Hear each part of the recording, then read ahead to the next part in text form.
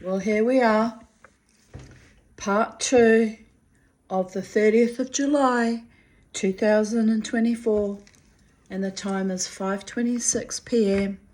and I hate my iPhone storage so much it's driving me bat shit crazy. But never mind. I've cleared what I could clear, and we're back in video business, sort of, kind of. I was just telling you about, I'd worked out why the Lilith goddess that came to me in ecstatic dance and my trance dancing mentioned tin and lead, because there was some kind of conjunction between Saturn and some other planet, Jupiter at the time, only a few months after that. And I also, began my silversmithing journey, and not right away, but about 6 months in or so, or a year into it, I decided to learn how to solder things. And I think lead and tin goes into, the solder, so what they make the solder from. So it kind of all made sense, but only after, a long time after the event. So there was that. And as I've said before in my videos, that, sometimes my spirit people, when they come to me, gods, goddesses, angels, whoever, whatever, ghosts, spirits of departed people, they often give me very cryptic, hard to decipher messages or song lyrics, like some abstract song lyric from some song I barely know, and it can take me days to work out what their message is, which drives me nuts. So I'm always grateful when I get direct, clean, clear, unable to misinterpret messages, and which is what I always ask for and pray for when I do my trance drumming. So they've gotten better in the last few years, but by the gods, they used to make me work for it so darned hard, and it could be so frustrating that I just have to let it go and think, well, it's just nonsense. If it doesn't make logical, common sense, then I can't accept the message. But surprisingly, after a while, after time passes, sometimes even the cryptic ones that seemed cryptic start to fall into place. Like the other day, I think a couple of days ago, it came up in my memories of my coffee cup about what I looked at, the shapes on the bottom of my coffee cup. I said looked like a bacchanalian orgy. Made no sense to me at the time. Probably dated back to 2021 or 2022. And now we have all this big fighting and debating and screaming memeism between the Christians and the non-Christians about the Olympic opening ceremony, about whether it's, a debauched version of the Last Supper or whether it's a bacchanalian feast that was being represented. Well, I say it was a bacchanalian feast, since the Olympics go back to ancient Greece. I think that was the actual intention. But we've got all the right-wing conservative nutjob Christians all going mental about it. And so funnily enough, that bacchanalian orgy that I saw in my cup, which back then, a few years ago, made no logical sense to me. Why am I being showed an orgy? I don't participate in orgies. I mean, I'm out dancing wildly every weekend and, in a club where there's a lot of people, and sometimes there are people around me a little bit orgiastic, but that doesn't reflect on me. I'm not participating in that. I'm just dancing my wild dance. So I always wondered why I was shown this orgy. And here we are, this past week. The timing's out by about 3 years, but that's okay. It now makes perfect sense. And it only just came up in my memories a few days ago. So the time slip and the messaging is kind of now makes sense. And yes, Although, you know, I really don't want to. I don't mind the bacchanalian, drinky poos and the wild dancing and the wonderful live bands and music, but I won't be participating in any orgies. It's not my vibe, just saying. But anyway, I'm kind of very amused how that imagery that was shown to me that made no logical sense back in the day, and I didn't know what they were actually trying to express to me, has now come to pass in our current reality on planet Earth with the opening Olympic ceremony in France. So there you go. There you go. You wait long enough, all the puzzles fall into place. Puzzle pieces fall into place. But taken out of context, 3-4 years ahead of time, just seemed like a load of ridiculous nonsense to me. Which is why I have to be patient, because sometimes I don't interpret things accurately, or, you know, as in that case, had no idea what the spirits were actually trying to express to me, you know. And I like things to be direct and open and honest and clear, but that's not how they work sometimes. They like sometimes to be a little bit abstract and talk in riddles. Well, the Oracle of Delphi spoke in rhyming riddles. I know that for a fact. But she was also usually high on the fumes coming up from the gases coming up from the ground, which is why they had quite a few oracles, because they would get overwhelmed from all the fumes and actually faint or pass out. So, yes, people of Earth, the ancient ones, they knew things we didn't know because they were tapped into things we don't get tapped into very often. Because we, well, I guess some people do, but, you know, drugs are bad, okay, just saying. I like to keep my mind pristine and clear and keep my head straight. Don't believe in that. But, you know, those particular oracles were chosen for their gifts and abilities, and enhanced ever so slightly. If you've ever talked to a drunk person at the end of a long night, always pay attention, because sometimes in amongst the psychobabble that makes no sense, there can be some very profound messaging indeed. I always take most people seriously if they come up, present me with a message anyway. Sometimes I write it down if it seems particularly important. You never know where your messages might come from. It can come from all sorts of strange and unusual encounters, human and non-human. Anyway, we'll carry on with today's readings. 30th of July 2023.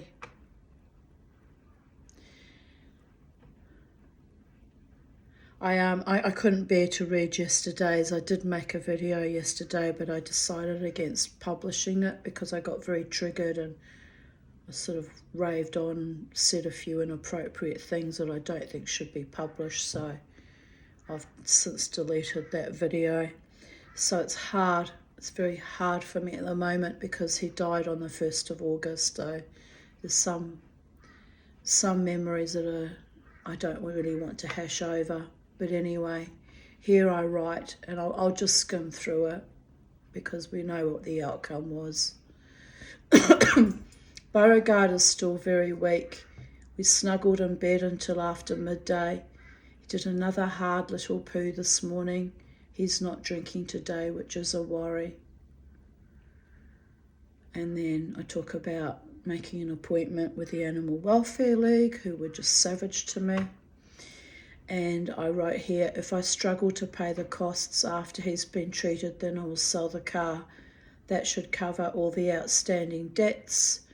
and maybe I'll have a few more years with my precious Beauregard. No, they screamed at me about money and demanded money up front and made a scene about would I pay for the ultrasound, which was $600, and just completely, utterly abused me, and it was so beyond triggering. And I wasn't very well at the time. I should have just taken my dog and taken him down to the RSPCA and got him put to sleep, I think.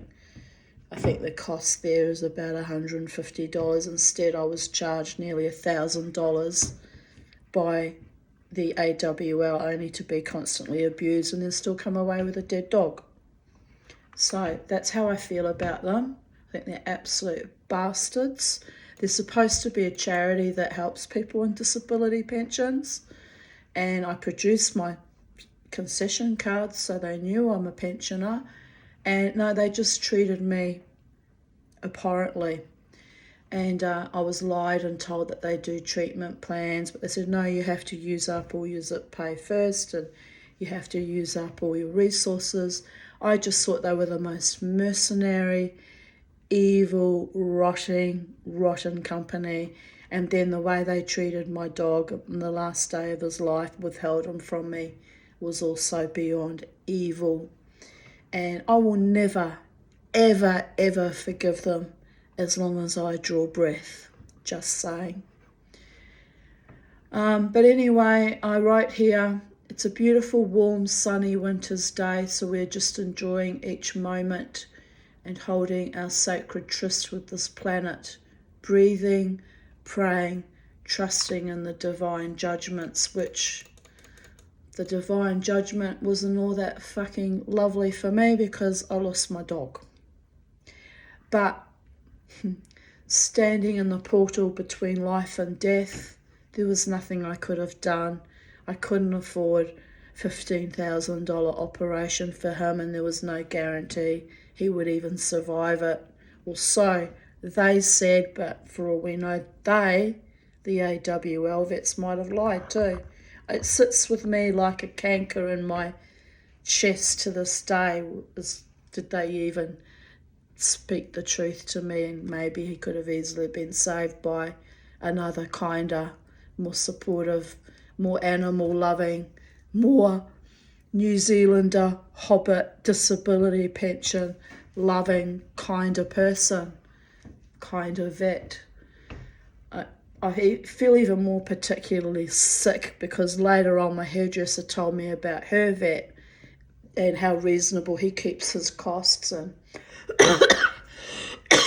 how kind and gorgeous he is. And had I known that there was a better option or even another option, I would have taken my Bobo there. So, but you know, people tell you this after the event and doesn't really help you in the broad scheme of things. But anyway, it was good to know that there are some people out there that are still decent, honouring vets and that they're not all bastards, just saying. Anyway, here I wrote, Beauregard said, don't be a dick, mama. Get out of the hot sun, which will only escalate your skin cancers. I said, but Bobo, the sun is healing for you, and we are happy in the eternal sunshine of the Summerlands. He said, fuck that, mama. I'm not dead yet. So I made a cup of tea, and he grabbed his most favourite possession, his Kong ball, and he went to lie in the shade with dappled sunlight, a compromise.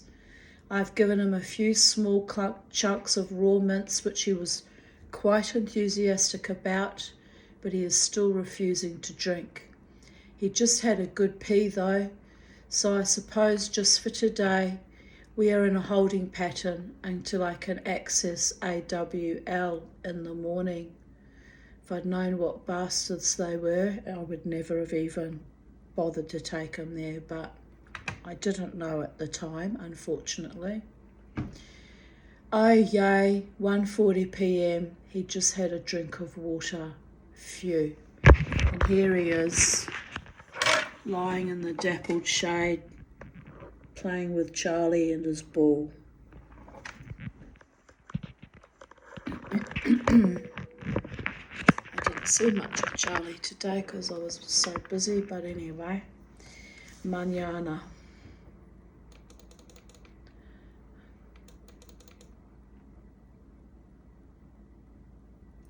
4:18 p.m. update on Beauregard. We just had a short walk up to the fringes of the forest on the path behind me. He wanted to walk further, but I didn't want to overwork him. He was happy though.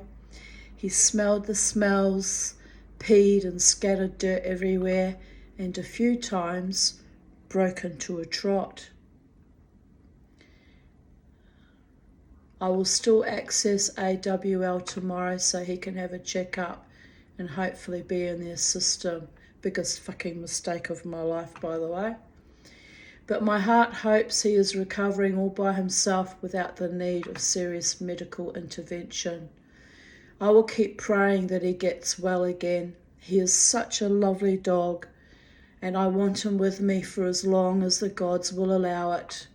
Maybe we can throw that gnarly pointed bone of death back to the seventh echelon of hell, from whence it sullied forth, scaring everyone out of our wits. Just maybe.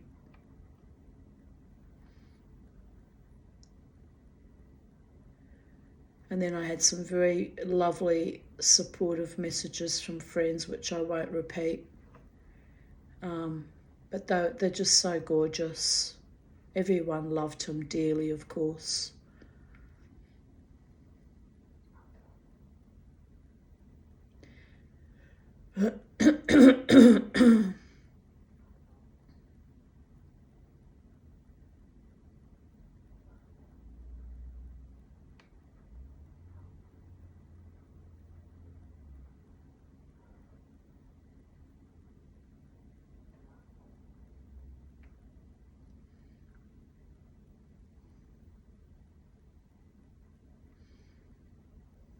Just trying to decide what to read out to you. Here I wrote, I've decided that this little scare was a good recalibration to remind me of what is important, the time spent with family, friends and or pets, rather than chasing my goddamn tail in merest survival mode, which changes nothing. I am grateful for the extra years I was gifted so I could continue to be Bobo's mama T. And I'm grateful for every minute of every day that he chose to be my dog too, as well as Charlie, who arrived in our lives in 2017. She knew something was up today, so literally marched on her little reptilian feet across the back garden lawns to get up in Beau's face this afternoon. But she didn't bite him today, so that was a kind consideration. Bloody sibling rivalry is intense with that bird, lol. 30th of July 2022, 3:42 a.m, home from a fabulous night out dancing. Now I must transmogrify back to an old lady. I can't feel my toes and my feet feel like sponges, but it was worth it. I got to see Adam again for the first time in over 2 years. What a lovely surprise. It was great to dance with my favourite people again. Sally, Joe and I had a great time too. We danced with a very stylish, enigmatic younger man. As soon as he appeared before me, oozing charisma, I said to Joe, finally, this one we can play with. We danced wildly and graciously, also with another woman. Zoophonic Blonde were playing, and I was disappointed I got there late due to the late parking BS, as I enjoy that band very much. But in true Tanya style, I made the most of it. There was much joy and love in the Live Wire bar tonight, a gorgeous high vibration, how I like it to be. But now I must come down after the frenetic dancing and let my body rest. A big thank you to Sally and Adam for their sweetness and generosity. It was indeed a magical night to top off a very busy day. When I arrived at the casino, I said to Joe, "I'm feeling mischievous tonight." Platonic mischievous, but in a good way. She laughed, because she knows that means I'm ready to go wild. And so we all did.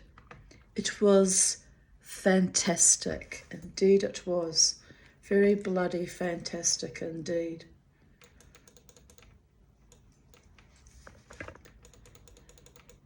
Here's me. Looking very accomplished and proud because I dyed my cardigan and put buttons on it. And as you can see, 2 years later, I'm still wearing it every day in winter. So there you go. Waste not, want not. Upcycle your old mother's cardigans. And it's had a second life, a very long second life indeed. I lost another button yesterday, so I have to try and go to Spotlight, try and see if I can get any more wooden butterfly beads, because I love them. Just makes it just that little bit of embellishment, makes it that little bit quirky, don't you think? Quirky like Mama T. I like quirky things, and I like handmade things, and I like things that people have put energy and heart and hard work into, and that should be cherished. 8:54 a.m. I just woke up after only 4 hours sleep. It took that long to settle my nervous system after my fabulous day and night dancing. The very first thought, eternal sunshine of a spotless mind dancing in the summerlands. Whatever, psychedelic dreamer, you have watched too many movies and read too many books, and now you don't have an original thought in your head, and all your metaphors are mixed.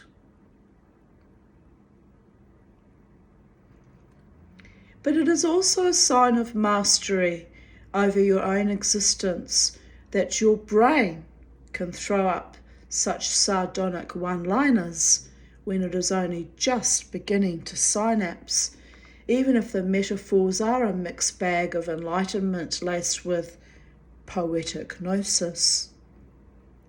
I looked out my window, and the light streaming through all vortices, bouncing off the leaves on all the trees, is a sight to behold.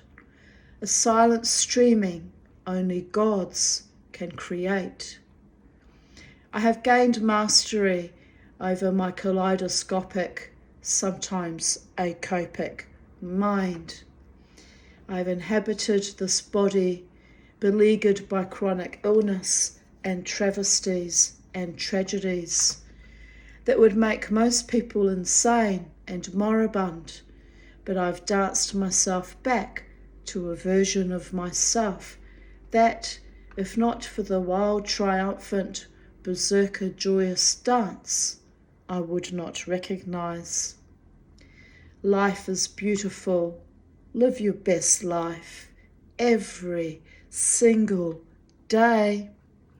It's a gift that only you know how to unravel and delight in. Share it well and consciously. I love you. Grateful, happy, albeit exhausted, woman here. 2 women told me last night that I remind them of Magda. I said, Magda Zubanski? They nodded. I said, why? Because I am fat or because I give 0 fucks? They laughed. You are not as big as her, so it must be the 0 fucks. She's got Polish ancestry and I've got Polish ancestry, So we've just got the big Slavic cheekbones, am I right? And the flat head and the round face. But it's all right. I continue writing. The cleaning woman cleaning the ladies' room was dying laughing. I replied slickly, "Well, darlings, I would take that as a compliment. Like Magda, I have Polish ancestry, so yes, we look similar, as it's the big Slavic cheekbones and the flat head." Honestly, drunk people. Besides, Magda is highly intelligent and supremely talented, so it really is a huge compliment.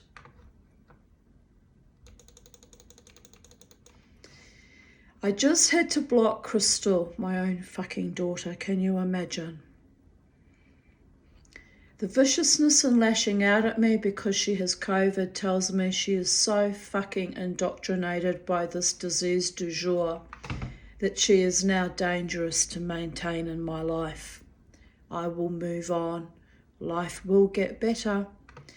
Not being surrounded by vicious, dibbock-ridden enemies using COVID as an excuse for abuse will be a good start. This is the society we allowed to manifest. Poisonous.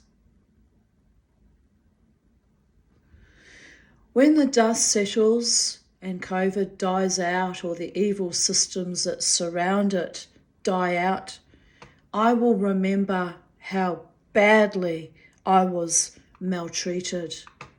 I have a long memory. Ironically, I reached out to her recently and she said I owe her an apology, which I do not. In fact, if anyone, she owes me an apology.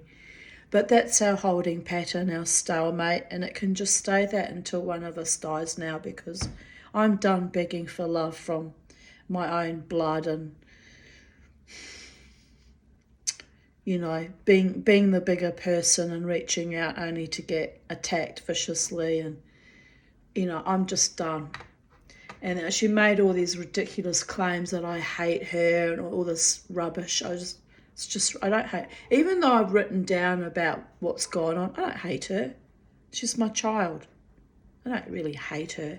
I'm just bitter and disappointed, which I have every right to be, given how badly I've been treated. But anyway, it is what it is.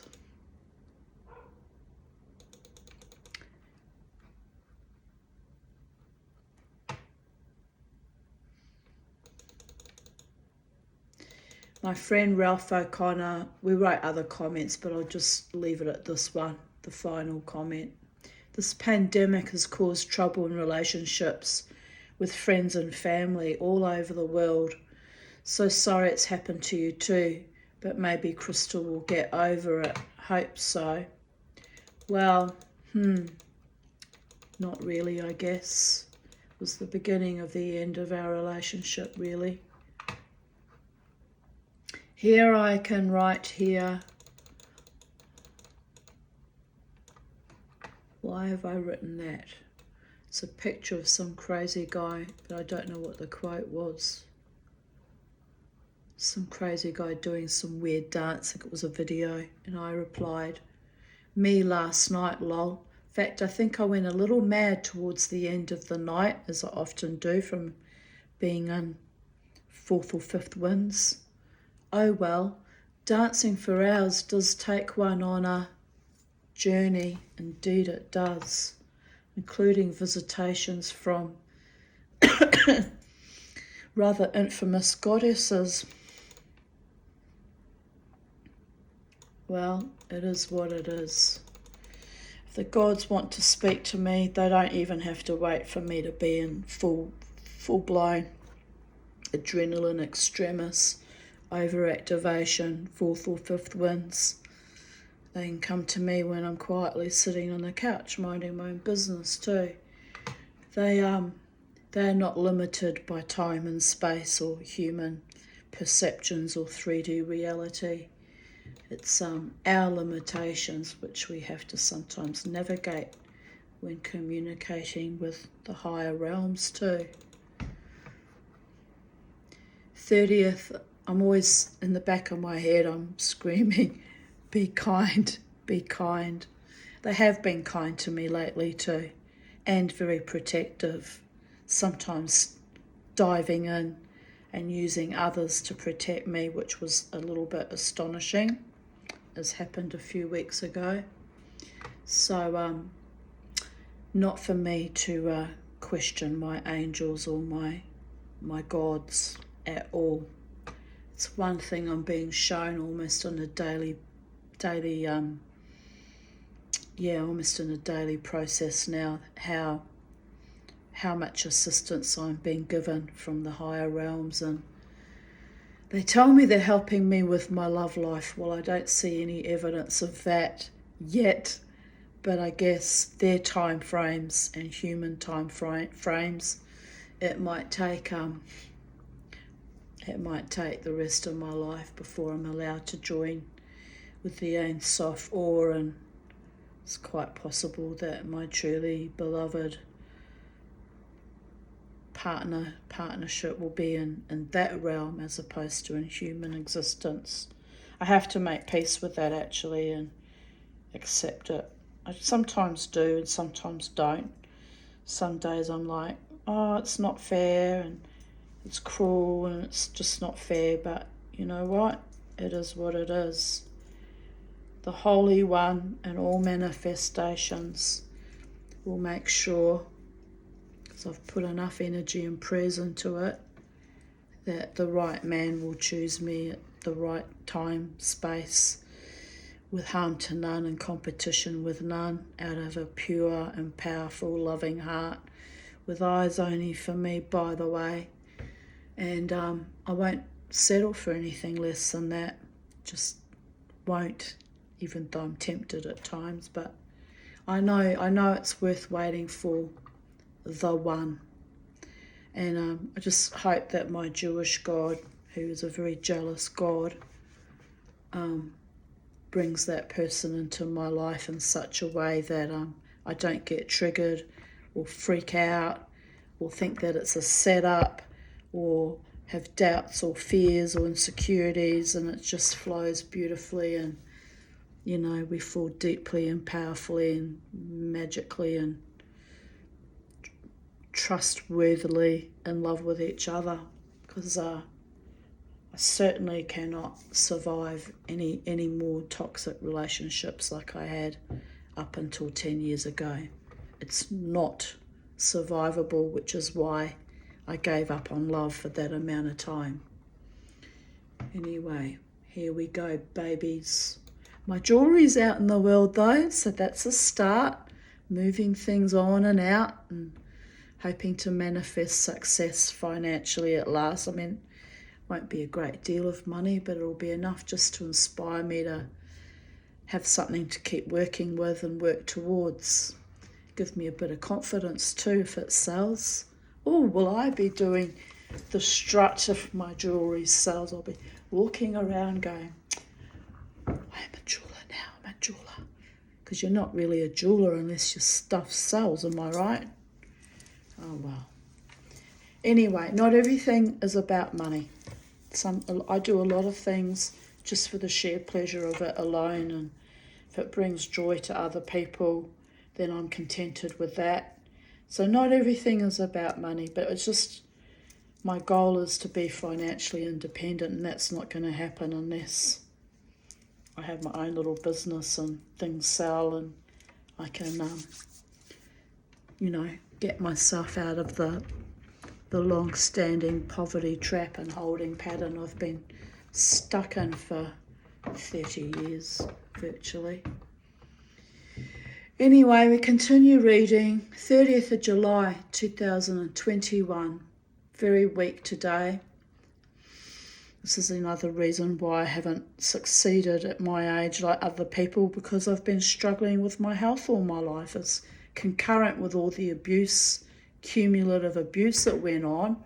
I also had serious health issues. So it's very, very fraught at times. Here I wrote, I've had a nice large bowl of pumpkin soup with homemade toast. I walked the dog and bird. Bo insisted on a longer walk through the forest from Carnelian Street. I wanted to go straight home, but thought it was unfair that Bobo should be held back by my invalidation.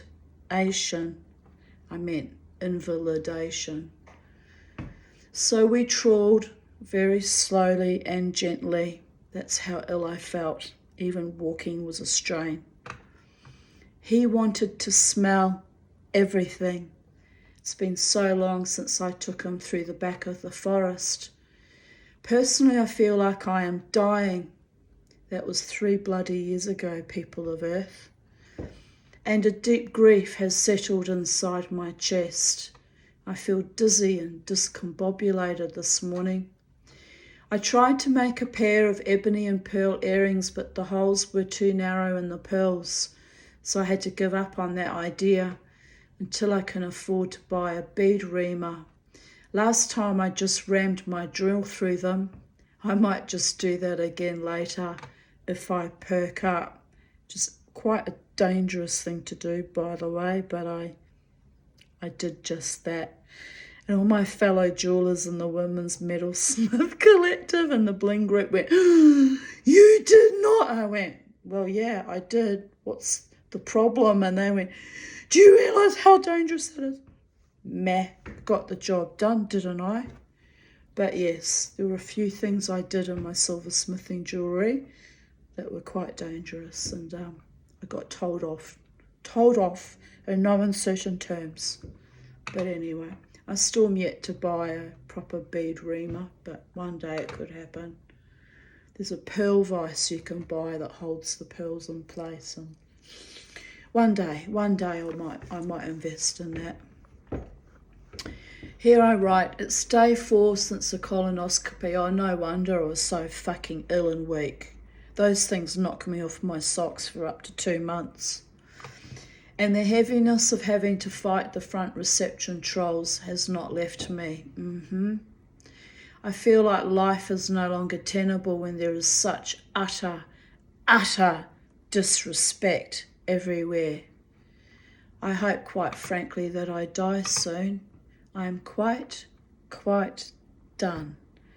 And here I am, 3 years later, no longer hoping to die because I've got lovely things going on. I've got my jewellery out in the shop now, and I've got sweet friends that love me and I love them, and one I'm in love with, but it is what it is, people of Earth. But it's inspiring me to just hold on till I find someone who's in love with me back.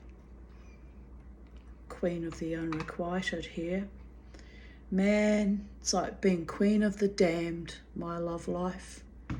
But anyway, I'm okay. I'm okay. I have a lot of support, a lot of sweetness in the club, in the Brooklyn Standard Club. A lot of kindness and sweetness. And life is beautiful overall, but I have struggled, and I did nearly die a couple of weeks ago again, so it's a bit hit and miss some days. It depends on what my lungs decide to do, if they shut down or not, or what's going on. But anyway, my friend Laura Martin in Canada wrote, "Oh Tanya, I'm so sorry you were feeling so bad.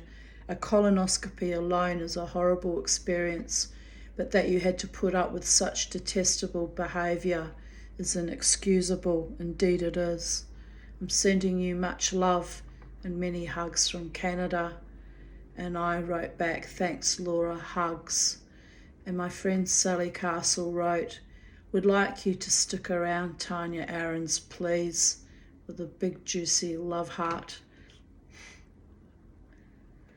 And my friend Laura Martin wrote, "Sarah Castle, I second that emotion," with another love heart. And they know I was floundering. They were reading between the lines. And I do flounder from time to time when too many awful things happen, especially when too many awful things happen at the same time. But I soldiered through it, and as I say, 3 years later, still soldiering. 30th of July 2020, so that's 4 years ago now. 1:02 a.m. Loving my quirky old memories that showed up in my timeline tonight. I'm utterly exhausted after a busy, frenetic day. I'm lying in a hot Epsom salt bath as every inch of me hurts. I just finished polishing the last of the copper. Everything is shining and smiling. My poor hands, feet and back and legs. I need to win lotto so I can afford servants. It's all getting too much for me. I spent the early evening fixing up the chandelier Jared hung up under the umbrella tree. It has laid around my house since 2008. Now it's a garden ornament. Oh well, I still have to put more crystals back on it in daylight tomorrow. I also tried to clean both brass tables that support the marble tops, but they didn't improve much, even after hours of painting with rust converter and buffing with a special polishing thingy on my electric drill, which I thought would make the task more efficient, but was just as hellish as ever. Then later tonight I tried scrubbing them with the fine steel wool, but no change. They are the way they are now. My next project is to try to sand all the cracked resin off the marble tops and bring them back to original condition. I looked at a YouTube video and it looks like another Mission Improbable, but I have to try as they look fairly awful. Anyway, my lovely home that some sadistic, vile creep schmucks think is not good enough for their pure ugliness. Here's looking at you, Dave and Sarah. Is looking quite wonderful.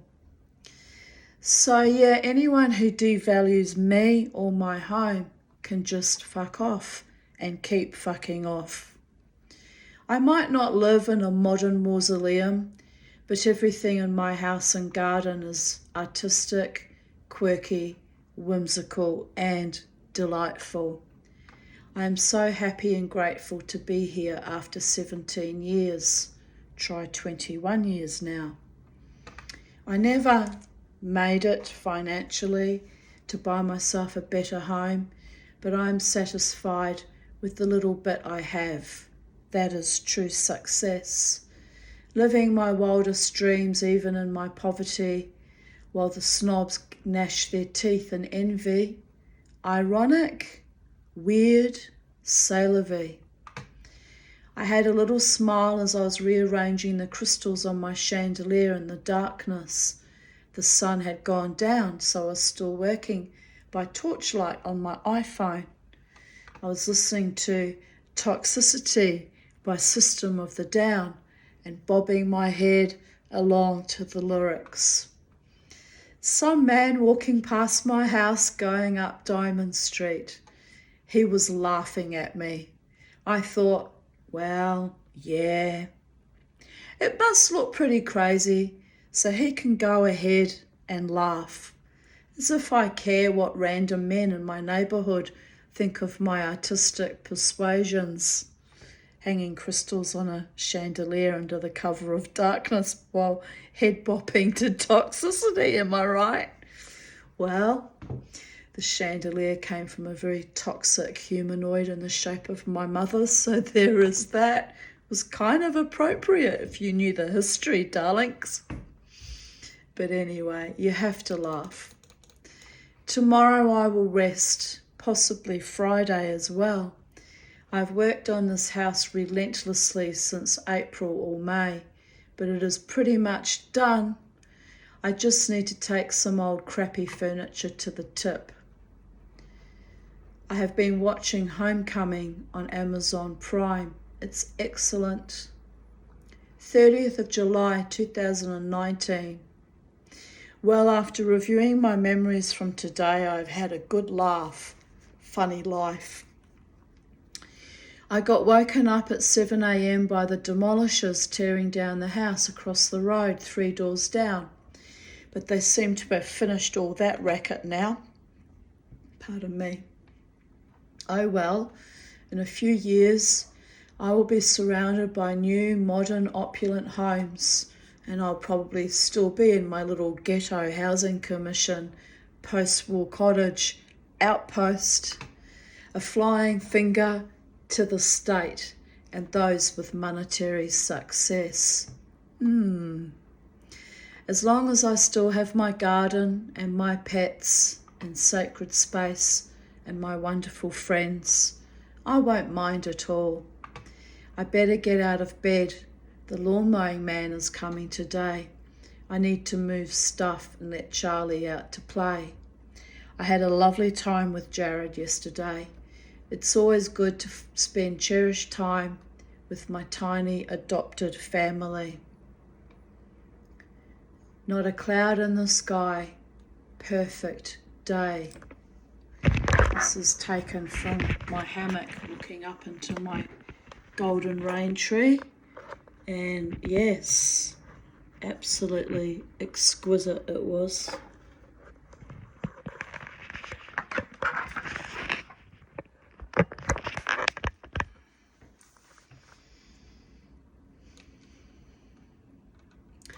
th of July 2018, 12:49 a.m. Lying in bed, listening to the rain. Lovely, much needed, but my bones are singing in a strange concert. Also lovely. Where would I be without my body, with all its ecstasies and combined grievances? Dead or alive, I will thrive. Well, that's my intentions and affirmations and manifestations. Welcome to the thriving, babies. 6 years later. Another bright, beautiful, splendiferous morning in Holland Park. Awake in the dream, seamlessly pulling together the frayed seams.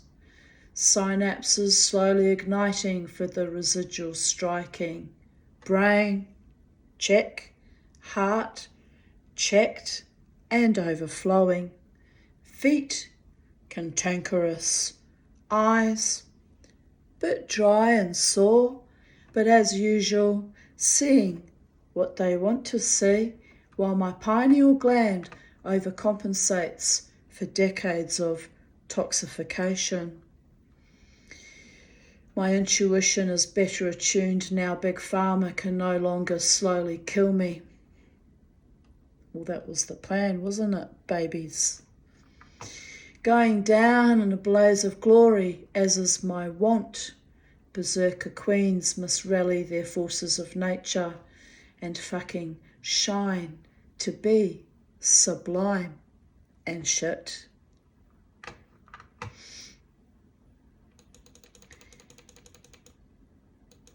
Waning room is singing moonbeams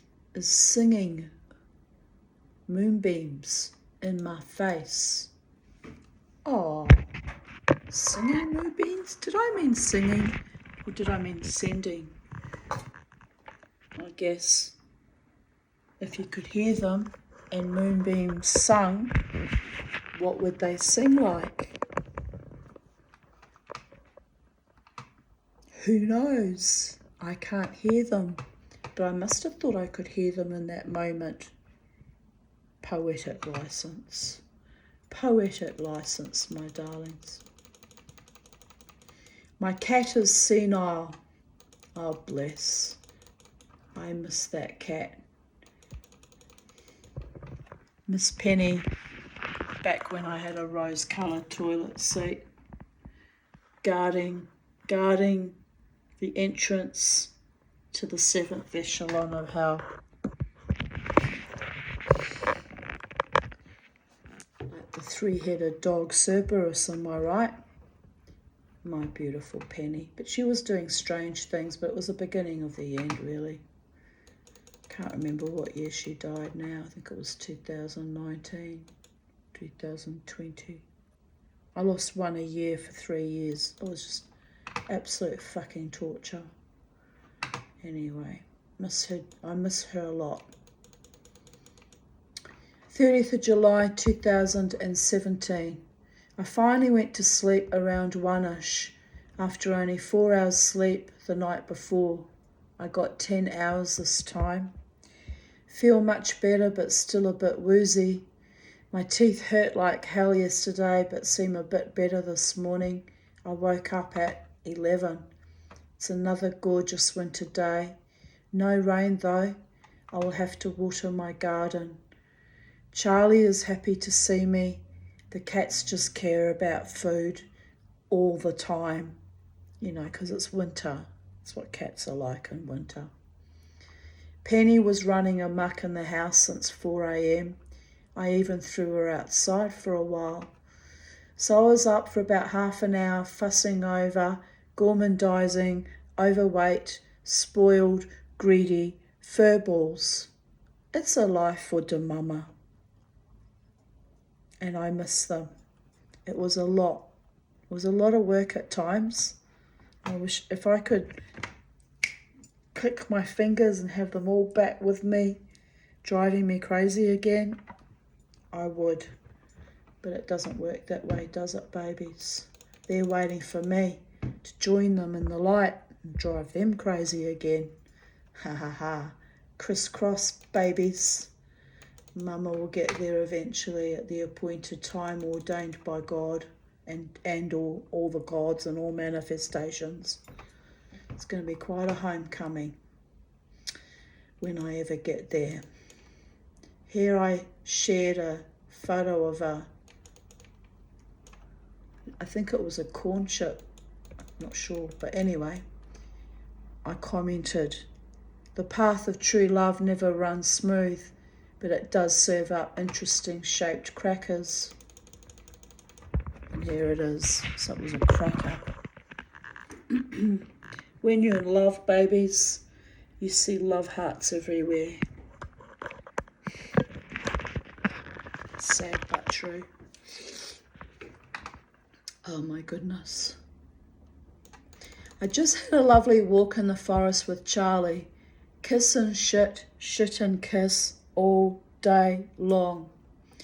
We stopped at the small dog park so I could give Charlie a drink and wash his yellow streaking bird shit off my arms and shoulders. Oh, the joys of rainbow lorikeet motherhood. Bo played ball happily until some puppies came along. I quickly leashed him, but he liked the first puppy, but got nasty with the second puppy, a Cavalier King Charles. So off we went to finish our walk in the forest. On the return journey, I got pooped on some more. I had to have another wash when we got home. I made a baked custard for dinner. It was delicious. I ate it all. Now I'm craving hot chips. Must be the salt, damn it. Penny and Beauregard lying beside me. Oh, we can't fit the whole photo in at once, but anyway, we'll make it work. We'll make it work, shall we? Let me just see. Well, there's the bow, and there is the Penny.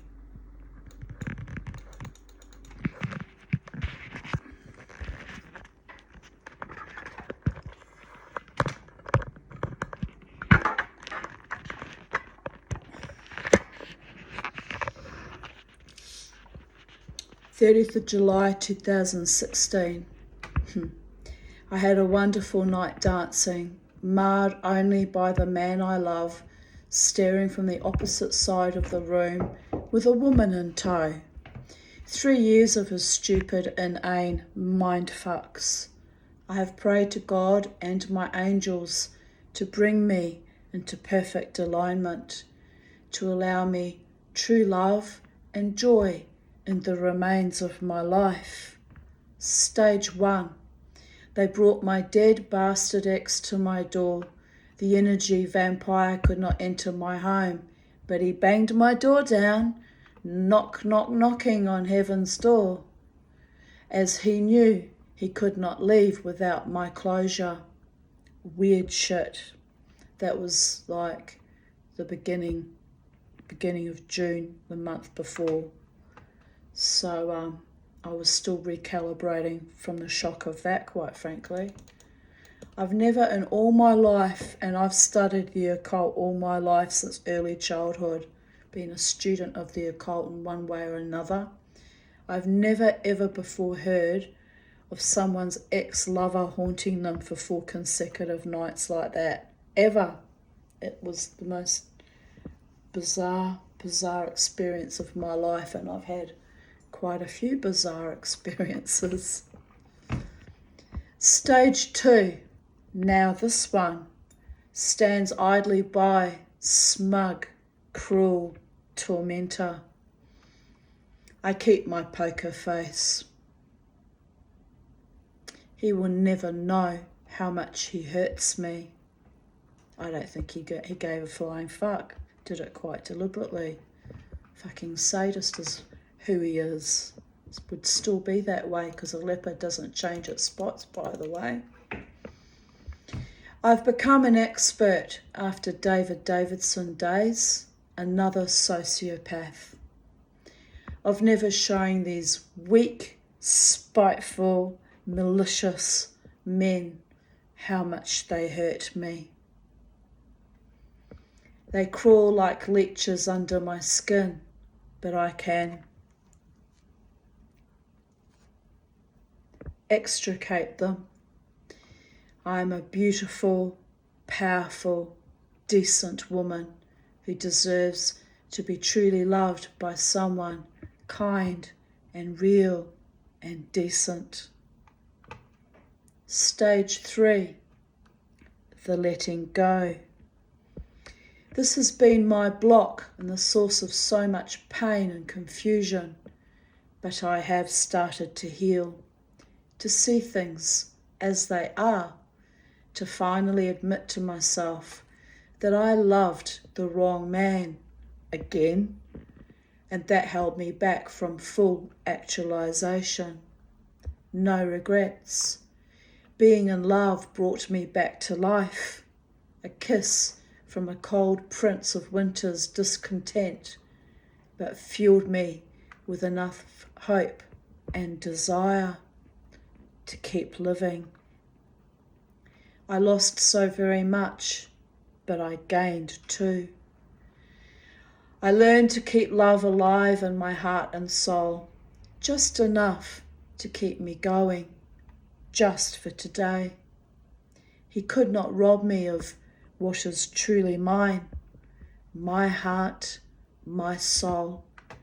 Better men have tried and failed. Best they could do was beat down my door as an unholy, unwelcome ghost. Compared to that, this man has no chance, laughing my ass off. I had to go past him and his new girlfriend en route to the bathroom. I treated him like he was invisible. He is nothing and no one.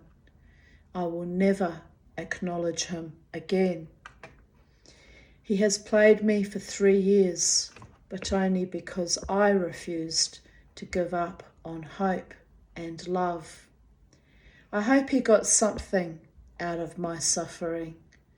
He has fed from my heart connection long enough. Now I am free of his pathetic bullshit. I will unleash the leech. I have beautiful, genuine friends in my life. He is a ghost. Ghost of a Brisbane ladies' man. Ha ha. Living dead doll with a wig. The hardest part was watching his cronies also watching me, hoping, like the creeps they are, that I would react or cause a scene. Nuh-uh, fools. The Tanya will not play your infantile games. She rises and shines. Took a long time for me to let go, but at last I am done. He can only watch me fly now. I was never going to be a creature of mundane submission for him anyway. The only way to win the game of a psychopath or narcopath is not to play. Then they turn on themselves when they have no one left to feed upon. It is always interesting to watch them quickly devolve and dissemble. But I have no time for that. I will not look back like Lot's wife, but forward. Life has not been kind, but I have been put on this earth for a reason.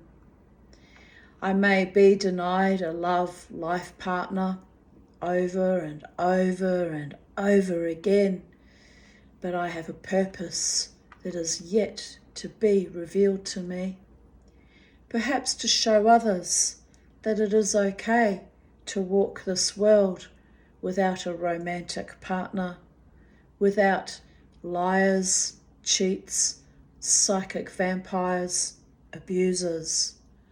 Freedom, happiness, created for myself, by myself. My bride price is no longer $20. It is far beyond rubies, titanium, invincible, irrepressible, eternal. Thank you, God and the angels. You really honour me, even if it hurts like Hades. It is for my highest blessing. For how could I bless others if I had not paid the ultimate price? Grief falls away like a cast-off skin. It no longer serves any purpose.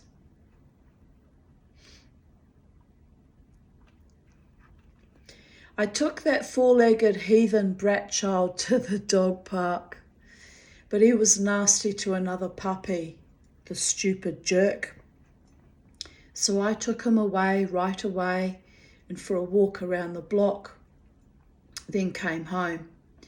I'm eating semolina, that means semolina pudding, and he has had his dog food. Precious few hours left with Damama before she transforms into a goddess of Brisbane CBD nightlife again. I'm exhausted, but I'm meeting Joe tonight for more epic dancing. I might try to take things easy tonight. Too much frenetic dancing last night, but fun. My friend Tarina wrote, "See how I go, might join you later, but had a big day." And I replied, "Coolies, I'm still recovering from last night. I don't know how I can dance another 6 hours. Bring on the endorphins. I have a craving for hot chips too." She replied, "Lol, okay." And I replied, "At one point, Moana came up to me. I am too old for this shit." I laughed. "Me too. We are such mad bitches." Mind you, she dances even more wilder than me, is older than I, and gorgeous and slim. Amazing woman. My friend Rachel Walsh wrote, "Have fun for me, beautiful. Haven't been on Facey for a few days. I've been so busy with work and our 5 little puppies. I've missed reading your posts. Have a great night tonight. Have fun for me. Later, sweets." And I wrote back, "Love heart, sweets." Here I write, I'm suffused with the bliss that comes from falling off the edge of my known world, reclaiming my sweetness that was smothered out of me and celebrating my wild woman. I don't know where I'm going, but I know where I have been and where I no longer want to be. The love that poured out of me like spilt milk for lactose intolerant kittens is cascading like an eternal fountain of joy, light, and peace. What was not wanted shall remain, a joyous gift of the senses and of spirit. I am merely a channel. I can't keep it bottled up inside. Love must be shared, inspired, blessed, ennobled, celebrated, held and released, not mine to keep greedily for myself. I can only keep flowing. He tried to dam it, but it's a wild, free creature of immense power. It will not stay harnessed for long. That is just how I roll. Then I shared a meme. Your angels always believe in you, even when you're having trouble believing in yourself. A quote by Melanie Beckler. And I replied, mine have a warped sense of humour and tell fibs occasionally. They do, they really do. But all good. I have a quirky sense of humour myself, and as for the lies, well, they are dealing with human free will, which is subject to change without notice on a whim in a millisecond. So I forgive my angels, but boy, do they challenge me at times. They kept lying to me in meditations and trance drummings, telling me that Wiglet was in love with me, which was a blatant fucking lie. Nothing but constant fucking emotional abuse. But I knew it was a lie. Like, I could see through it. I wasn't totally fooled. But it was weird. It was really weird how they'd keep saying that over and over and over again. It was like some kind of cosmic mind fuck. You know how I feel about having my mind fucked with, even by the unseen ones. So there was a lot of Tanya tantrum throwing on that score. I do not like being lied to, not even white lies, certainly not from allegedly angels. I guess they were just trying to give me sweet lies to keep me kind of tethered to planet Earth for a bit longer, because they knew eventually I would find my own way and my true loving friends would manifest, and I would find out who's real and true and who really loves me, and I'd even get my jewelry little silversmithing hobby / business underway. And today I seize the day, 30th of July 2024. So all things can manifest if you wait long enough.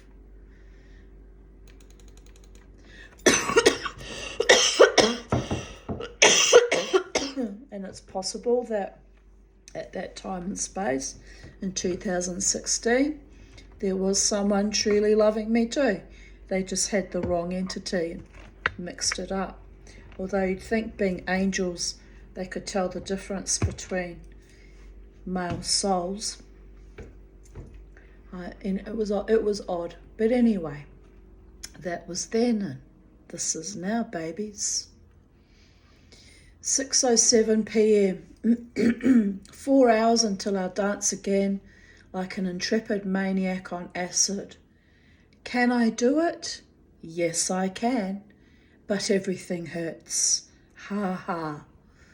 Catherine Holdsworth, who was a fellow dancer, wrote, "Dance on, beautiful diva." Oh, she is a sweetheart. Was then very supportive and still is. 30th of July 2015. Gut-wrenching grief. Yup, he did it again. Kicked me when I'm down. Fucking over it. From now on, he will be treated like the ugly-hearted spook he really is. If he turns up, I will look through him like he doesn't exist. It will hurt, but time always heals me. Sherry Paris wrote, "I thought we discussed this. Looks like it's time we kick each other's ass." Ass, the American pronunciation, because she's American. I replied, "It took me years to love a man again. He destroyed me in a day. Dead men can't make me cry. I wish I was dead, sick of pouring love into psychopaths." A month later, I did almost suicide, but it wasn't just over him. There was lots of other things that all culminated into that. 2015 was one of my worst of my ani horribili, of which there have been many since early childhood, but it is what it is. Thankfully, life has progressively gotten better and better since then. Terina wrote, "Tanya, you don't want to die. You want the pain and the hurt to stop as well as the crap. I understand you want it all to end, but if you don't resolve these issues and continue in your life journey to learn the lessons you need to learn this life, you will just have to do it again next time." If you can get your hands into something of Astrology for the Soul by Jan Spiller, I think she means Jan Spiller, and The Power of Now of Eckhart Tolle. He is also on YouTube. Can't stand Eckhart Tolle. Can't stand him. Anyway, I can't remember why it is that I can't stand him, how he ground my gears. There was a reason, but I've forgotten what the reason was now. She meant copy of Astrology for the Soul. Trigger warning.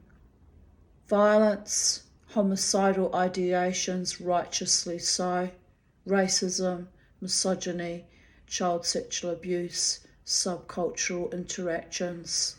Go and make a cup of tea if you're of a fragile headspace right now.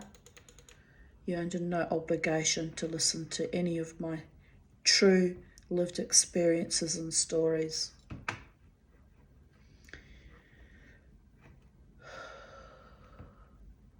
Crystal wants me to channel my rage, pain, abandonment, and constant fucking rejection into a book. So here it is, succinctly. I was born to assholes who taught me fucked up things about love and abused me my whole life. It's true. I married young as I thought being a nice, respectable Jewish woman would give me a safe, loving family and community. Epic fail. Culminating in me being falsely accused of being a Nazi due to being born to a German. Then after I won that fight, I ultimately left my emotionally abusive husband, got once again trashed by my community.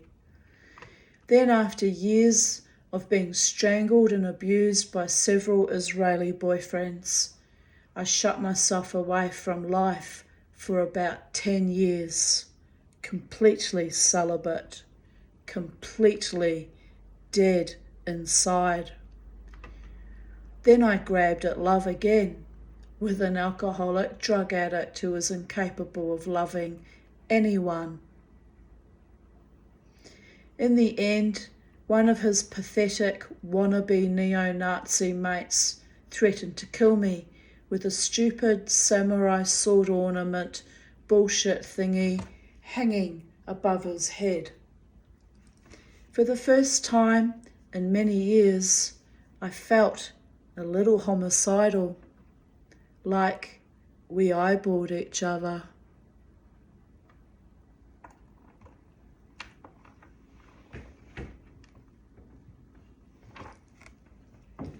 Jew across from a Nazi.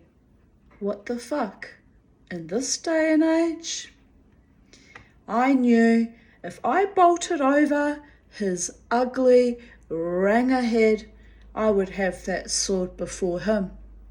I mean, really, the fucking moron was too stoned to organise a shit. But I was crystal clear and sober. Interestingly, Courtney talked me down. I walked out of Skatey's house, told Courtney, that cunt is lucky to be alive. I never wanted to kill anyone as badly as I do right now. Courtney said, I know. He could see the look. He could see the look in my eyes. I drove home, shattered with fury. Courtney chose his druggy mates over me. How did I respond? It took me a year. Then I walked into an outlaw motorcycle clubhouse. Off the street, no invites, just me with my fucked up personality, which isn't that fucked up, but I'm there alluding to my trauma issues, am I right? My complex PTSD, astonishing wild woman issues, courageous beyond most mortal ken. And my attitude and my scintillating sense of humour.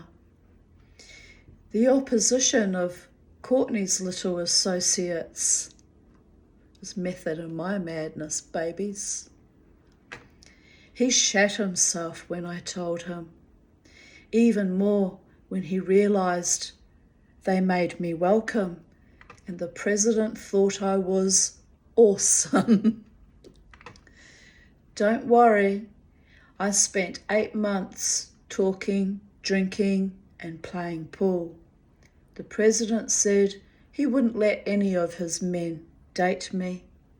They weren't good enough for me. Can you believe that? I went there hoping to find a partner, looking for a wild man that can handle a wild woman, and they were all literally cock-blocked by the president, who adored me so much he didn't want me to end up with any unsuitable, not quite high caliber enough gronking men. So unbeknownst to me, he was vetoing anyone that might have been a little bit interested in me. But I had a good time. I enjoyed my drinking, not that I ever drink to excess, and my pool playing, and I had a good time for 8 months there. He protected me the whole time. I was starting to think I wasn't attractive, laughing my ass off. That man loved me as a true friend. It's interesting how I find men who are unavailable but love me so much that they'll do anything in their power to protect me and keep me safe. Like true friendship, true bonds, almost like family bonds, precious and unsullied. Here I write, we shared a bond. Both my stepfather, Kees van der Graft, and his father were in concentration camps. That shit does major damage to us kids. We inherit their trauma. I bet his dad wasn't a pedophile though. He said he was a hard man, but a good one. Lucky for him. I have met few truly good men in my whole life. I still haven't killed anyone. I am actually a decent person. It is not serving me well. I spoke to my shrink about the defamation case. He says the guy is exposing himself as a paedophile by continuing to harass me with this bogus shit. How many times can I tell that fuck I never publicly defamed him? My opinion of him is private. He is just another control freak bully, thinks he can do whatever he wants to people. Well, I say, no. He wants his day in court so he can scream his innocence and make me out to be the bad guy, or in this case, bad woman. It seems he doth protest too much. I was not even his accuser. Oh, the irony there. 30th of July 2014. Got up early today, 3:30 p.m. Woot, mood, indeterminate, ranging from tired and or depressed to vaguely interested in the world to outrage at some awful shit I've seen on Facebook. Luckily, there were some happyisms to balance out the painful shit. I've been out in the garden with the cats and chooks for some vitamin D, now to occupy my heart, mind and soul for the rest of my night. Emptied sludgy backfish pond. There are less fish in there than I remembered. Must have been picked off by birds, which is a neat trick as I have steel mesh over it. Anyway, I can see them and count them now. Got very cold very quick as night fell while I was out bucketing the pond in bare feet and arms. Double. Then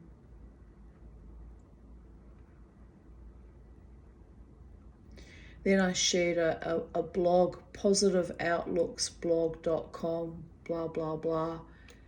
But I don't have the actual text. There's something about finding someone who will really love you and not be an asshole or time waster, just to put it succinctly. So I wrote here, yes, platonic friends have been my truest loves. It would be so amazing to find a love partner that loves me as much as some of my friends do.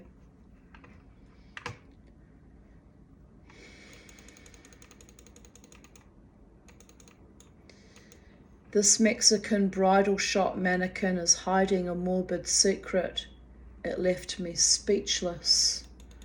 And then I wrote, the thought of me ever marrying again turns me into a pillar of wax also. It's a very, very weird thought. Here I shared another article. Boko Haram takes hundreds of underage Christian girls, rapes them on video, and then executes them. Completely bloody evil. Here I write, seriously abhorrent. I pray Boko Haram are wiped out completely. Those poor women and girls. God rest their tortured souls. May they rise up in vengeance, and may the Lord smite their attackers from this earth, so that the blood of the girls is avenged. Amen. V'salah. Home again, dumb titty dumb. What to do now? Back to sleep, I guess. I don't like this mood. 30th of July 2013. I wish I could change my relationship status to happily cohabiting with a guy named Awesome. I got a little depressed about this. Then I realized I live with Awesome every day. Me, myself and I, and the New World Leader Pomeranian, Miss Bella Rosa. and a mad old drooly cat named Zulu, and Penny, the most affectionately territorial puss who gives wonderful welcomes and send-offs to all whom enter our domain. She used to actually welcome people that came to visit and then walk them out and sometimes even climb into their car with them as they were about to depart. Literally would send them on their way. Then there are the three hens, all fantastic little bundles of awesome and many fish. Where would a man fit into this perfect picture of harmony and contentment? No room on the bed. Update 2022. Laughing my ass off. Plus ça change, plus c'est la même chose. Or summit like that. That means the more things change, the more they stay the same, babies. There's room on the bed now. There's no dogs or cats sharing my bed. Nothing but a body pillow that my daughter insisted I have to cuddle up to. Oh, the irony. There's plenty of room on the bed. But now they'd have to sleep next to a woman with a mask and snorkel on, trying to breathe in his sleep, am I right? Oh, there's no room in the bed because I'm not going to tolerate that. If I find a wonderful lover that chooses to cohabit with me one day, we'll have to have separate bedrooms, I reckon.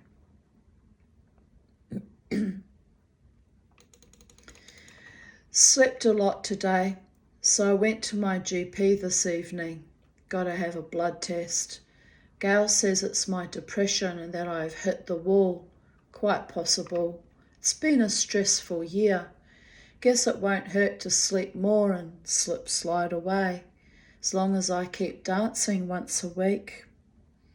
So I stay fit and have some semblance of a fun life. 30th of July 2012. If you look at my profile picture, you can see not much has changed in 43 years. Still smiling, still waiting for Godot and my loving future partner, and still throwing my hands up in the air, flaunting the mystery of me. Oh yeah, and I wants my money to go with my precious too. Don't mind me, I'm currently nursing or brewing another nervous breakdown. If I take appropriate action now, it will be shrugged off as an extended hissy fit, and if I leave it to moulder, it could become a Category 5 blowout. Either way, it's all good. And I posted this meme, which tells you I was circling a nervous breakdown indeed, which I have them fairly regularly. That I don't take them too seriously. It's just my nervous system goes into overload sometimes and triggers a kind of a firestorm in my brain and in my body as well. And I no longer find them all that confronting, although the last one I had, I don't know how long ago it was fairly recently, about a month or 6 weeks ago, was scary enough for me to actually ring my psychiatrist between sessions because I don't like stressing him out and reaching out to him unnecessarily, but it was fairly bloody intense actually. It was actually about having to submit to the CPAP. So it must have been 6 weeks ago because I've been on CPAP now for 26 nights. So almost a month.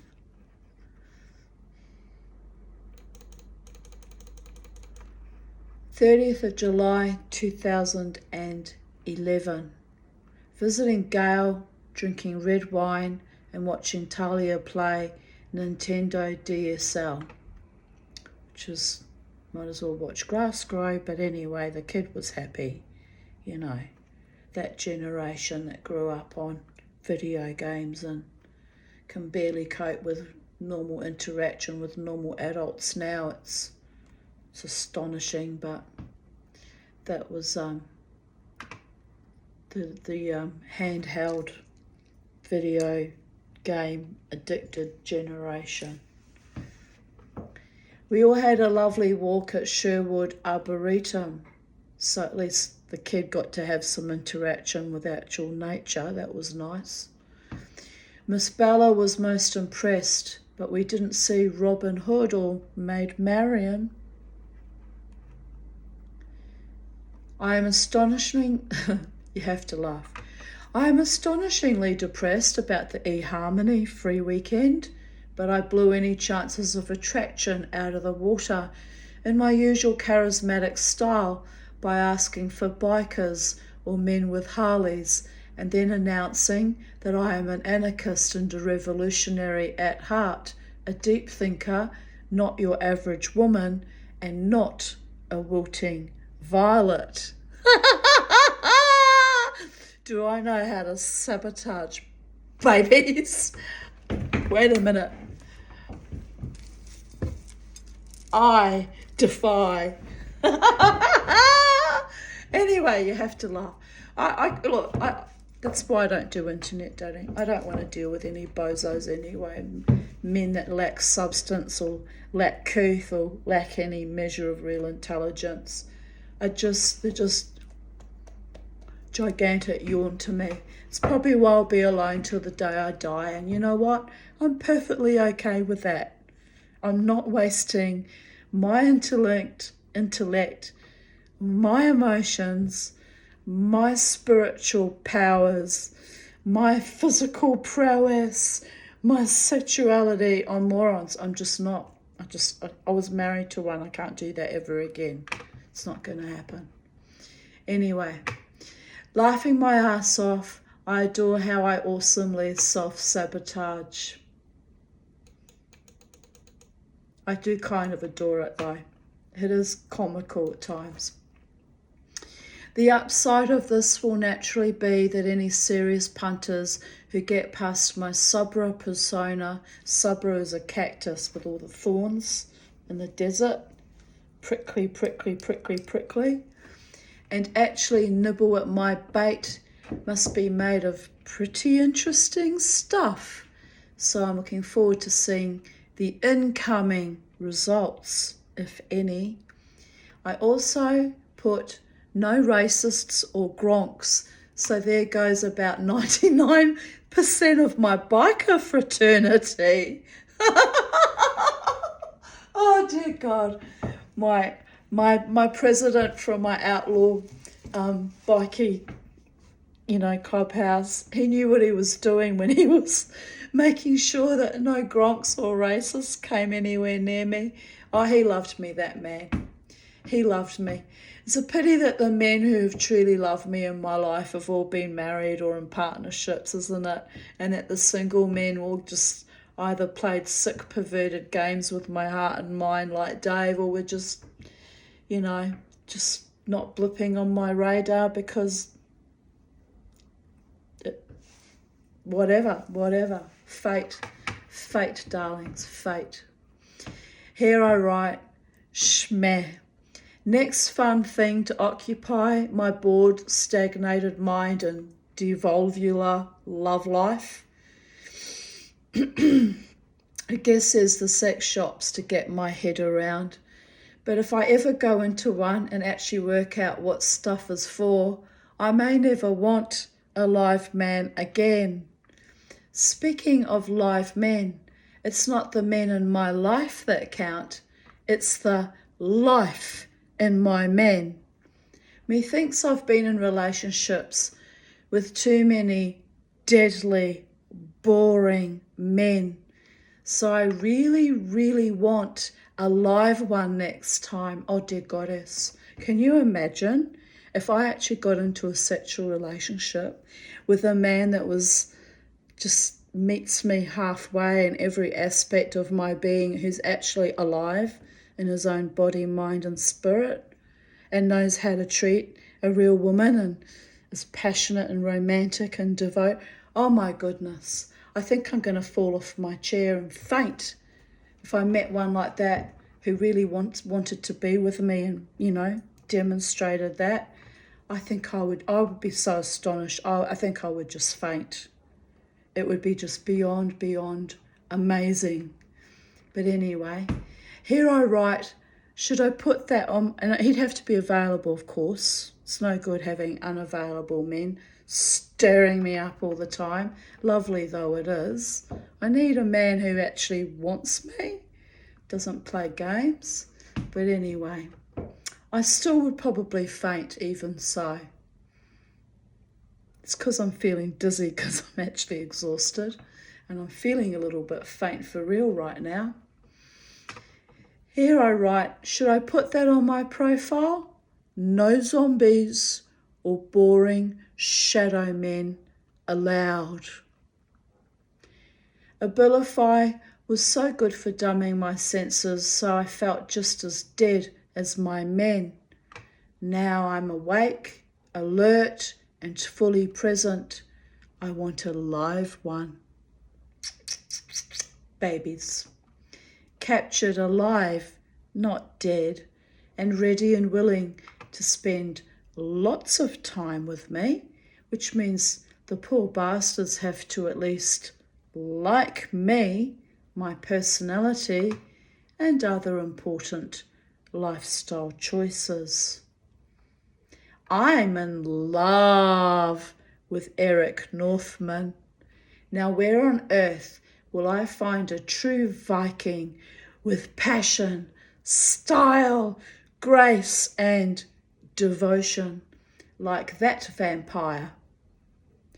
Maybe I should move to Scandinavia, where real Viking descendants still thrive. I miss my Viking. Pity he didn't integrate his Vikingness, or we would have had a fantastic time. Oh well, moving on. Where was I? Oh yes, sexy, smouldering, cool and ardent, virile men from Scandinavia. How scandalous. Update 2022. Laughing my ass off. The Tanya, the sexy, cynical celibate, used to be funny when she fancied her chances. Although there was one night, after dancing all night at Irish Murphy's, so this would have been sometime in 2014. I had this casual fling with this guy once. His name was Pete, and he was a fucking asshole actually, to be honest, but not a terrible asshole, but just a dead shit. And so when was this written? Because it came true. It almost came true. I almost manifested an Eric the Northman type. When was this written? 2011. Right. So this is about 3 years later. And I'm upstairs at the Irish Murphy's, and I'm standing in upstairs levels where they have the DJ. So it must have been, I'd been dancing for the live band earlier in the evening and they'd finished. So I'd gone upstairs for the DJ that used to play till 3 or 4 in the morning, which was great because it meant that when the band finished, usually around about 2, I could keep going for another. I think they used to play till 4, so I could keep going for another 2 hours. Dancing, that is, nothing sus, people. Just thought I'd throw that in, just for good measure, just so you know. But anyway, so I was upstairs in the club upstairs where the DJ was, and Pete Seidels. Pete saw me, and I was actually trying to avoid him because, I knew he was a dead shit, and he had been a casual partner. Was it once or twice? Anyway, twice, I think. Anyway, I thought, oh, here we go. Oh, this is embarrassing. Oh, dear God, because he wasn't genuine, didn't want anything with me. He was just, I don't know, stirring me up or just being a tosser. I don't know what his agenda was actually. I still don't know to this day. But anyway, I spied him, and he literally slunk around the room, went along one wall and down the other wall, and then made his way over to me and then stood beside me. Meanwhile, I'm watching him slinking, malinkying away to get closer to me. And I thought, well, I'm not going to move because I'm not interested in him. But I had my eye on this very handsome, Viking-looking guy with the long blonde hair. Oh, he was gorgeous. He was actually gorgeous. But he was far too young for me, which is why I didn't make a move, because I saw him, I thought, oh my God, you're so fucking gorgeous. Pity you could be, young enough to be my son kind of thing. But I had my eye on him because, hello, I'm not blind. And I'm just looking at him. Anyway, young one across the room was looking back at me, probably because he'd noticed that I'm trying not to drool because he was that fucking gorgeous. Meanwhile, Pete had moved all around, and I'd looked from the young one to where he was, and thinking inside my head, detachable toe is 5 meters away from me. Detachable toe is 2 meters away from me. Oh dear God, detachable toe is here right now. So Pete looks at me and goes, "Hi, Tanya," and I went, "Hi, Peter." And he goes, "So what's happening, Tanya?" I said, "You're blocking my view." He goes, "What?" I went, "I got my eye on a Viking across the way." I went, "Don't stand next to me, you're ruining my vibe."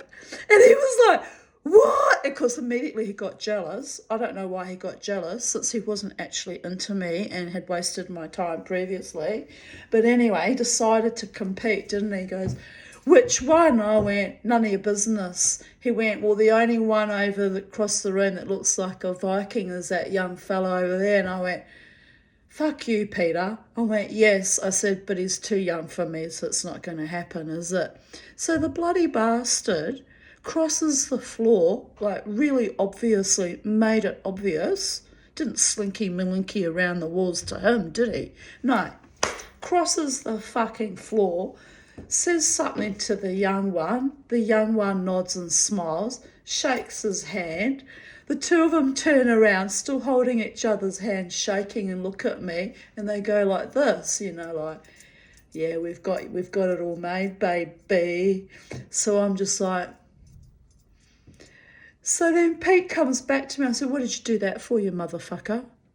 He says, "Oh, just to let him know, that you're interested." I said, "Well, I don't need your help to seduce a man." I said, "If I wanted him," I said, "it could be my son," which would be creepy as fuck. But I said, "If I wanted him, I don't need you to do the warm-up session for me, boyo." He just looked at me and started to laugh. He goes, "Oh, you're so cool, Tanya." I said, "Why did you even do that for?" I said, "It's not like you're my man. Why are you embarrassing me like this?" He was like, "Oh, I just thought, I need to meet the man that is intrigued Tanya." I went, yeah, you should meet the man that intrigues Tanya. There's not too many men intrigue me like that, babies. Anyway, but I missed out on my Viking. But you see, I did manifest him, didn't I, 3 years prior? How did I write it? How did I write it? I could kick myself up my own ass sometimes. I'm like, "You silly cow. I should have just moved in for the kill." Nothing would have happened. It just would have been hilarious to set them back on their back foot, wouldn't it? I'll do that next time. I'll just have them guessing.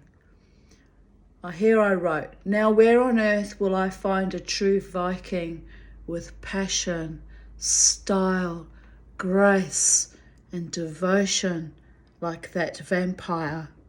In True Blood we're talking about. I don't actually want a vampire. I've had far too many vampires in my life, in real life, to ever want one of those ever again. But I'm just saying, maybe I should move to Scandinavia, where real Viking descendants still thrive. I suspect they're all watered down versions of the real thing too. I mean, nobody lives in 800 AD anymore, do they? Christianity has turned them all into sad saps. But anyway, you kind of have to laugh. I've been born at the wrong time, in the wrong culture, in the wrong country, to the wrong religion, over and over again. Mama T and her gods, her whimsical, churlish, capricious gods, keep sending me into strange spaces and always slightly off kilter, or out of my own culture or space and time, just saying. But it's okay. It's okay, because it is what it is, and the gods know best. So on that note, thus concludes today's readings of even date. And have a beautiful day, afternoon, evening, morning, night, wherever you are in the space-time continuum. It's night time here now, 7:12 p.m. and I'm quite dizzy. I need to sit down, have a cup of tea and watch some TV, and I suspect I'll be in bed early again like I was last night. I went to bed at 8 p.m. last night. That's obscenely early for me. And I slept 10 hours, so that also was, was a lot, and I still felt quite exhausted today. So, but CPAP is assisting my bladder, but it's messing with my brain a bit. I'm quite often dizzy and feel weak and struggling, but I guess it's only been not quite a month, 26 days, and it'll take me 6 to 12 months to adjust, and then watch out, babies. Mama T will hopefully be back in her own saddle, riding through her own life, and will be hopefully productive, and will hopefully, who knows, in 6 to 12 months even have a, hopefully we'll have a wonderful partner in my life by then. But of course there's no guarantees on that. But if I get weller and happier and stronger and more vital and more vibrant and more vivacious, I can do anything, and I will do anything. Well, not everything. Some things I just simply won't do, babies. Like chase down far too young Vikings, because that's obscene. But anyway, there is that. You have to laugh. But anyway, I'm looking forward to all sorts of wondrous things manifesting in my life, and just have to keep believing and letting true hearts and minds demonstrate by their own mind, body, spirit, soul, actions, intentions, communicating with me openly and honestly and courteously and directly, consistently, loyally and faithfully. Hopefully I'll figure out who that person is who's meant to be in my life, and only the gods can know who that person truly is, because there's been no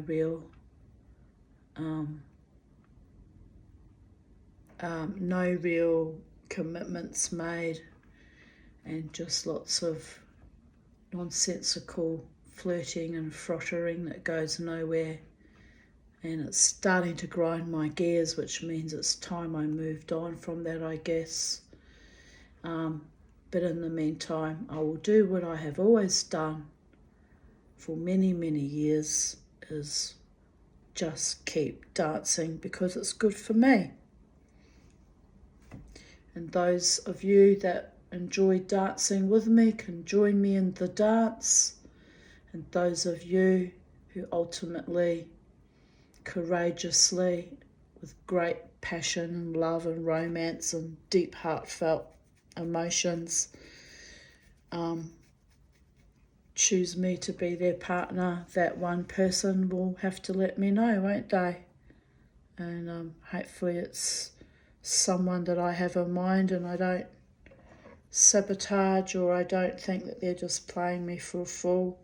I guess I'll know when it's real, because that person will make sure that I know that they're for real. C'est la vie, babies. Anyway, good night, good evening from Sacred Space at Titania's Realm. Bye for now.